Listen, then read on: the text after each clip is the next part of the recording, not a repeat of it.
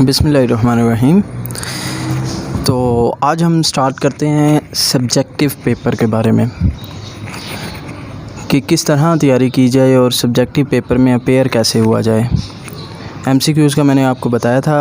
अगर आपने मेरी वो वीडियो नहीं देखी तो ये आई पे क्लिक कीजिएगा, यहाँ पे आपको वीडियो मिल जाएगी। तो सब्जेक्टिव पेपर मैं कैसे अटैम्प्ट करता हूँ। सब्जेक्टिव पेपर का भी एक तरीका है अटैम्प्ट करने का।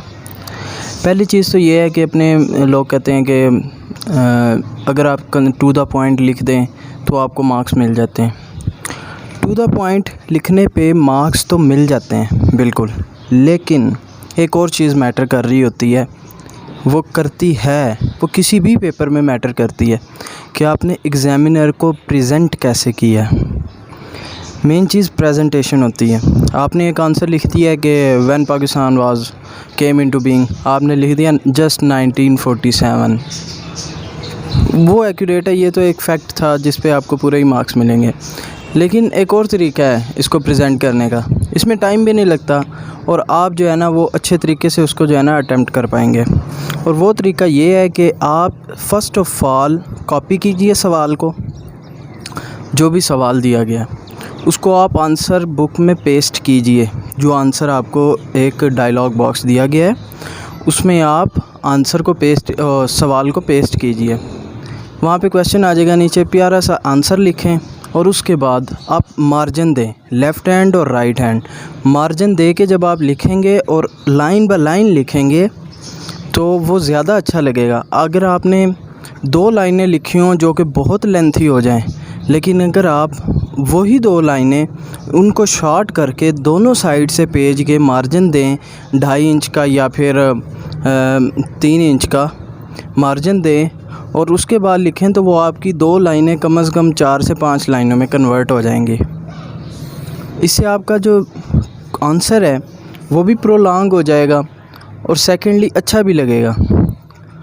जैसे कि हम कॉपी के ऊपर जब आंसर शीट के ऊपर हम लिखते हैं नॉर्मली मार्कर से लाइन लगा लेते हैं, ठीक है, इसी तरह मार्जिन आप दे दें तो ज़्यादा प्रेजेंटेबल अच्छी फॉर्म होगी। और दूसरी चीज़ ये है कि जब भी आप लिखें तो सवाल को गौर से पढ़ें। सवाल जो होता है वही आंसर के अंदर जो है ना वही आंसर होता है बेसिकली। सवाल को जब आप गौर से पढ़ते हैं तो आपको ईज़िली आंसर जो है ना उसके मुताबिक अच्छा सा आप दे पाते हैं। मतलब ये कि सवाल पूछा जाए कि हाउ या व्हेन के अंदर सवाल पूछा जाए तो उसके अकॉर्डिंगली उसके कोरिस्पोंडिंग जो भी आंसर बनता है आप उसके अंदर जवाब दें। जैसे कि पिछली जीडीपी हमारे पास आई हुई थी कि व्हाट यू हैव ऑब्ज़र्व्ड, तो आपने स्टार्ट करने आंसर यहाँ से कि आई हैव ऑब्ज़र्व्ड XYZ, जो भी आपका आंसर होगा वो तो होगा ही।